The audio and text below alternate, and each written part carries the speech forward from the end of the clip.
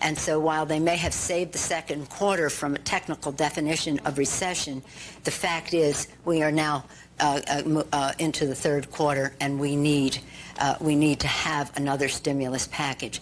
Hello everyone, and welcome back to your daily government and financial news update. As always, I'm interested in hearing your thoughts on everything, so make sure to give this video a like, but also leave a comment giving your thoughts on everything that is currently going on. Okay, so now that we are officially in a recession, Americans begin to fear for things much more than just high prices everywhere they go from inflation, but also future possible job layoffs. Even though in recent months, companies have been struggling to find workers for the wages they're looking to pay, we may soon start to see fewer companies trying to hire and instead laying off some of their employees. Already, we've started to see layoffs tick up in some industries such as fintech, mortgage banking, construction, and autos. So if the economy gets any worse and businesses see less consumer demand, we could begin to see even more employees pull back on the amount of workers they have. And so during a Fox News interview, things got just a little bit heated with Joe Biden's economic advisor Jared Bernstein, where Bernstein said, "Lucky for us, our work is not done." Point is, there's more money is going out than is coming in. We're not taking a victory lap. Our work is not done. But please do not dismiss the work that we've done thus far and the actions that we've taken thus far to help the American people deal with these elevated price pressures. It is a big mistake on your part to dismiss the actions we've taken. I guess we're not supposed to dismiss the work the Biden administration has done so far, which, I mean, hard to be that impressed when inflation is at its highest point in 40 years. Gas is almost $2 more per gallon than when Biden took office. And now we're officially, of course, in a recession. Now, the White House is failing to admit that we are in a recession, just sort of like they were denying that inflation was also an issue for months as well. For months, if you remember, they were saying that inflation was just transitory, that it wouldn't last long, and things would soon go back to normal. Then they finally realized, oh crap, inflation is a real problem, and we have to do something about it. I mean, a little late, but better late than never, right?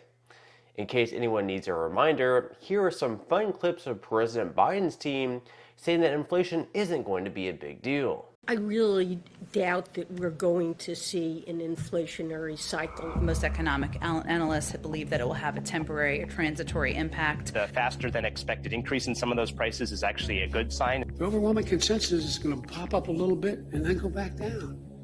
No one's talking about this great, This is something that will settle down. Transitory.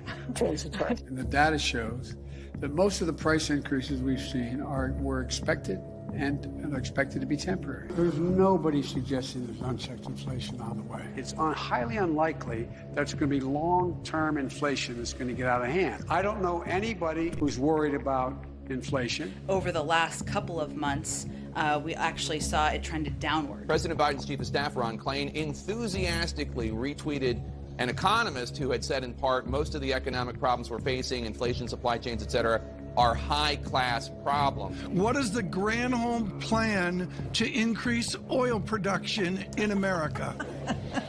Oh my God, that is hilarious. Well, the number one thing that the president can do is help get COVID under control.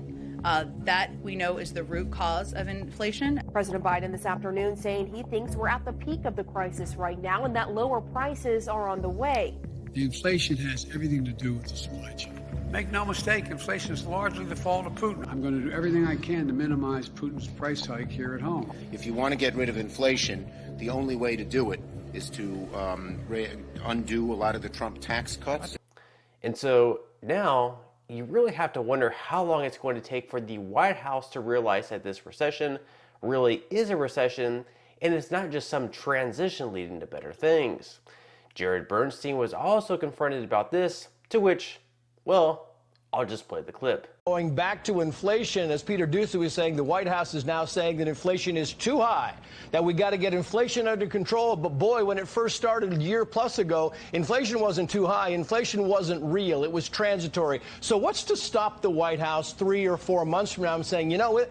Boy, this recession thing really was real, and it's killing Americans. That's the whole point that people are trying to make is now you're saying recession isn't really happening, but then you said inflation wasn't really happening. setting, and now it's too high. So look, no one ever said inflation wasn't really happening. So I think you said need it was to be transitory, which means it's very short-lived. different.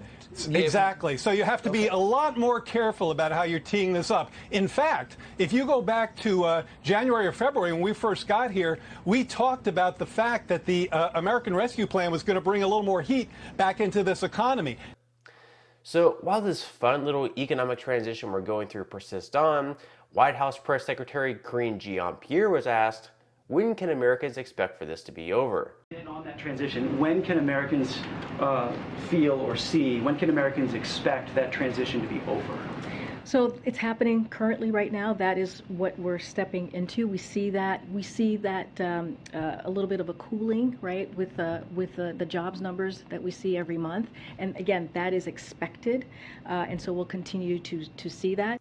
In some other news, with another one of President Biden's problems being at the border, where he shattered record-breaking numbers of illegal border crossings, he's now beginning to take action on that front as well.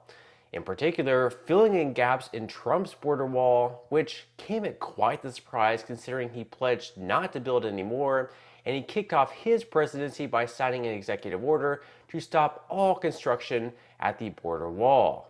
So this obviously left a lot of confusion, since many liberals considered Trump's wall to be racist, building a wall to protect your border, but now President Biden is filling in some of the gaps. When confronted with this, Karine Jean-Pierre had this to say.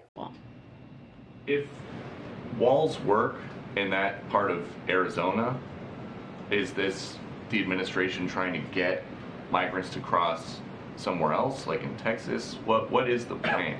We are not finishing a wall. We are cleaning up the mess that the prior administration made. We are trying to save lives. This is what the prior administration left behind that we are now cleaning up. So the border crisis is all Trump's fault, and Biden is simply trying to clean up his mess. Makes total sense. Although, I do wonder why he didn't do this when he first entered office, rather than issuing an executive order to stop all border wall construction.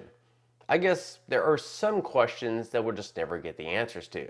Okay, now moving into some child tax credit news, where in one state, they'll be sending working families some extra money. Through Pennsylvania's new child tax credit, households that earn below $43,000 per year will be eligible to receive $315 for one child and up to $630 for 2 or more children. Now, if you're like Eldora Purnell and have 20 children, unfortunately, the cap will be at $630, even though I'm sure receiving $6,300 would have been much more appealing. Now, for families who earn more than the $43,000 mark, they'll end up receiving a lesser amount, with each child equaling a $180 payment. These payments will, of course, only be in the state of Pennsylvania, which I'm guessing isn't a lot of my audience. For you from Pennsylvania, let me know in the comment section below.